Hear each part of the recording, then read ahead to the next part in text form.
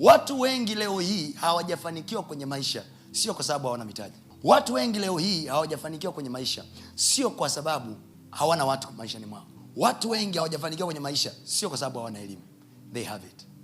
Watu wengi hawajafanikiwa kwenye maisha because of the condition of their hearts. That's why devil is surrounding you with people who will always show you your faults. Jesus never came to show us our faults. He came to take away. Ni saikolojia ya kawaida kabisa ya mtoto mdogo. Kila siku mwambie wewe huwezi hiki, wewe mjinga, wewe hufanikiwi, wewe hufanikiwi. Huyo mtoto atakuwa akiamini mimi siwezi. Inajengeka kitu huku ndani yake. Lidude linajengeka kwamba mimi I can't.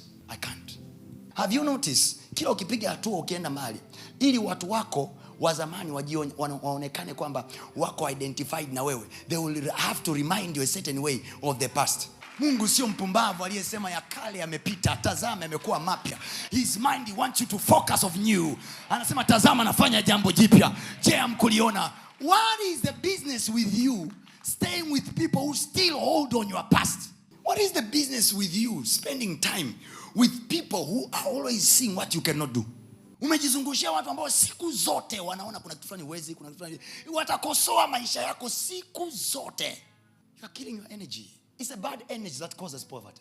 It's not capital, bad energy. Unaamka asubuhi na enthusiasm ya kufanya kazi and then suddenly someone comes. You see, Paulo na Sila walifungiwa kwenye kiboksi. Wakasema hivi, hatutoshi humu. We are world's people. We are visionaries. Wale wa jamaa wana identity inaitwa hivi, wapindua ulimwengu. Alafu mtu akawashusha level ya kuweka kwenye kiboksi cha gereza. You can't. These guys will sing and pray until prisons are broken. Mimi naamini sana Yesu anachosema juu yangu kuliko watu wanachosema juu yangu. Kwa sababu nilimfuata Yesu wakati najua mimi ni nani.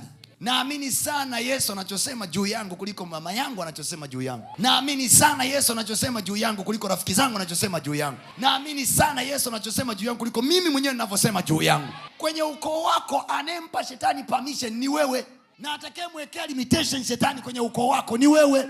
Sema kwa jina la Yesu, hautakatiza mtaa wangu, hautakatiza kwenye afya yangu, hautakatiza kwenye maisha yangu, kwa jina la Yesu. Kwa jina la Yesu. This is the reason why you received him. This is the reason why you are born again. Anasema hivi, mtu akiwa ndani ya Kristo amekuwa kiumbe kipya. Kama zamani alikuwa na mazingira ya kushindwa, kama hicho kiumbe kilikuwa kipiti zamani, this time kinakuja kivingine sana. I'm coming this time kwenye situation ile ile, kwenye ofisi ile ile, kwenye biashara ile ile. But this time I'm coming with the realization that nothing can stop me. I'm coming as a new creature. All things are passed away and everything has become new. Hallelujah.